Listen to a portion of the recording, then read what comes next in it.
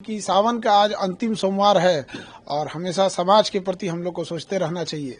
और आज महादेव का दिन है, इससे अच्छा कोई दिन क्या हो सकता है। तो आज हमने जरूरतमंद लोगों के लिए डायलिसिस सेंटर की स्थापना कर रहे हैं ताकि वहां पे बढ़िया क्वालिटी का डायलिसिस मशीन, जर्मनी से मशीनों को इंपोर्ट कराए हैं लोग और उनको वहां पे लगा देंगे। क्योंकि किसी की किडनी अगर फेल हो जाती है तो हफ्ते में उसको 3 बार डायलिसिस करना होता है।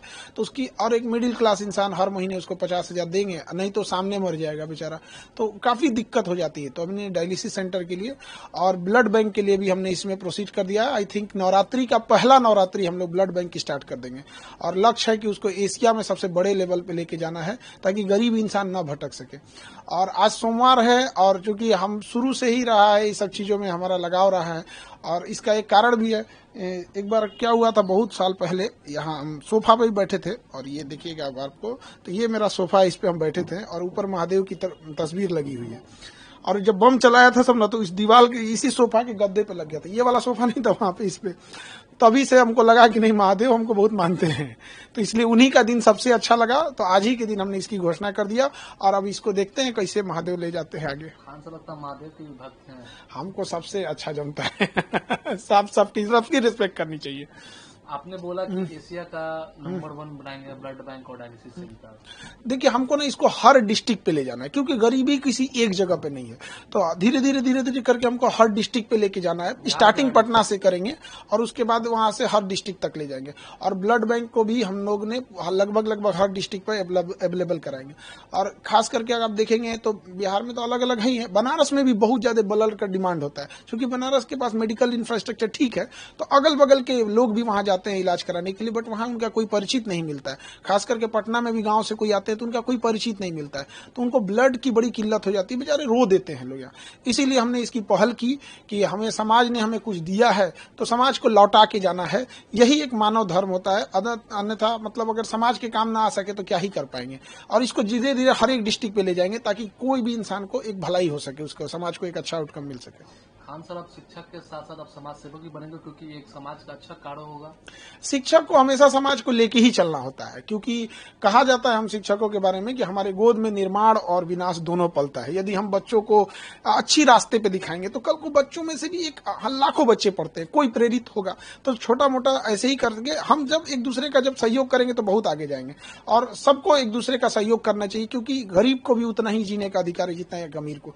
लेकिन वो कई बार परिस्थितियों का मारा हो जाता है और उसके खास करके मेडिकल फील्ड में काफी भुगतना पड़ता है। तो प्रयास यही है, अगर उनको ज्यादा अगर ऐसा होगा तो इन फ्यूचर हम उन लोगों के लिए जो मतलब गरीब जैसे अमीर लोगों के लिए तो मेदांता है, दुनिया भर के हॉस्पिटल है, क्या कमी है। 5 स्टार होटल को आजकल हॉस्पिटल पीछे कर रहे हैं सर, बट गरीबों के लिए उनमें भी हम लोग आगे इस पे प्रयास कर रहे हैं। कैसे ये वर्क करेगा ब्लड बैंक और डायलिसिस सेंटर आम पब्लिक के लिए कैसे वर्क करेगा? अब इसको हम लोग आज तो मतलब न्यू रख रहे हैं हम लोग इस चीज को क्योंकि आज महादेव का दिन है और हमको लगता है कि कोई दिक्कत नहीं आएगा, महादेव साथ है।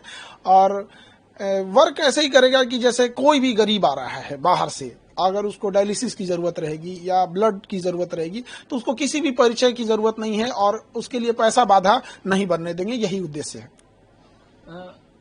अब बात करें मुख्यमंत्री नीतीश कुमार है, उन्होंने ट्वीट भी किया, आज ही ट्वीट किया है टीआरडी 4 और 5 को लेकर के डोमिसाइल नीति उसमें लागू। खान सर का क्या है? देखिए, डोमिसाइल नीति लागू कर देंगे ये, और इसमें एक और चीज उन्हें करना चाहिए था सप्लीमेंट्री रिजल्ट के लिए। तो एक होता है कि बच्चों को एक उम्मीद भी थी कि मुख्यमंत्री हस्तक्षेप किए तो सप्लीमेंट्री रिजल्ट भी दे देंगे क्योंकि बहुत सारे बच्चों का लास्ट अटेम्प्ट है और थोड़ा बहुत मान के चलिए वैकेंसी ही है, डेट ऑफ बर्थ की वजह से अगर किसी को छांट रहे हैं तो उसको ले लेते ना चाहिए।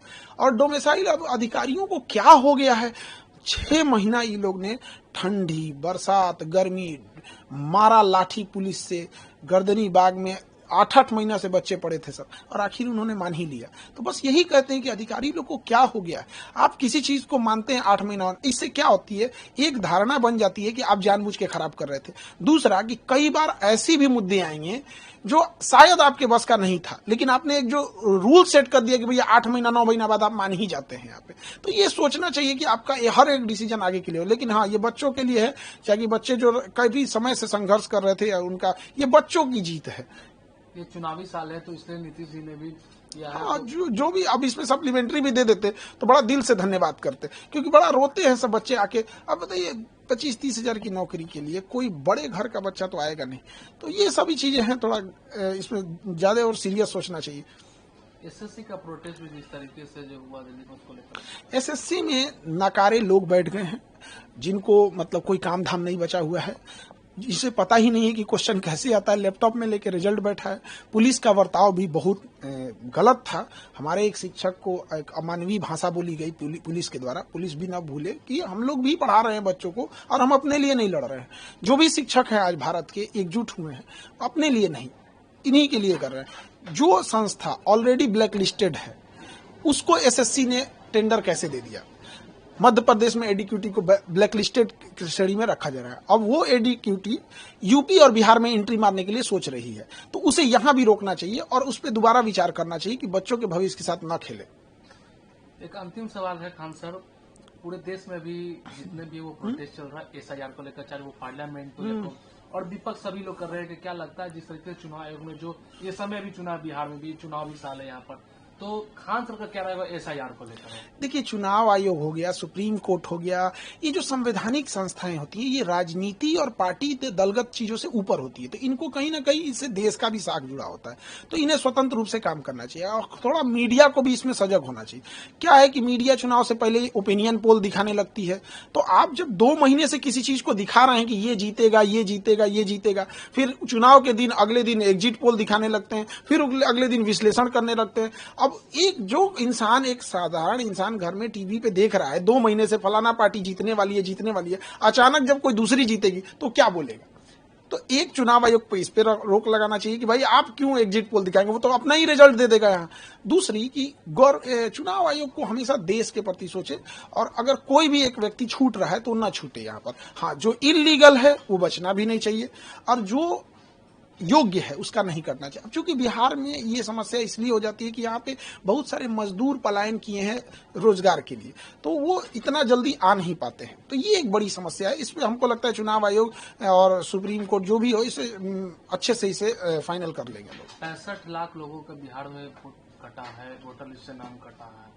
देखिए, ये वो लोग भी हो सकते हैं, इसमें मिलाना पड़ेगा कि वो 65 लाख लोग क्या पिछली बार वोट दिए थे लोकसभा में, तो ये भी तो एक चुनाव आयोग पे भी और एक भारत की छवि पे भी जाएगा कि आप एक इलेक्शन में उनसे वोट डलवा रहे हैं, एक इलेक्शन में कटवा रहे हैं। तो इसमें ये बात राजनीति और ये सब चीजों की नहीं है, एक वर्ल्ड हमें किस नजर से देखेगा, फिर हमारी रैंकिंग लोकतंत्र में कहाँ जाएगी। तो हमेशा ऐसा स्टेप होना चाहिए कि देश सर्वोपरि होनी चाहिए, राजनीति दल ये बाद की चीजें है, देश रहेगा तो सब रहेंगे। तो ये बड़ी जिम्मेदारी आती है, खास करके सुप्रीम कोर्ट, चुनाव आयोग जैसे निष्पक्ष संस्थाओं की ये जिम्मेदारी बन जाती है।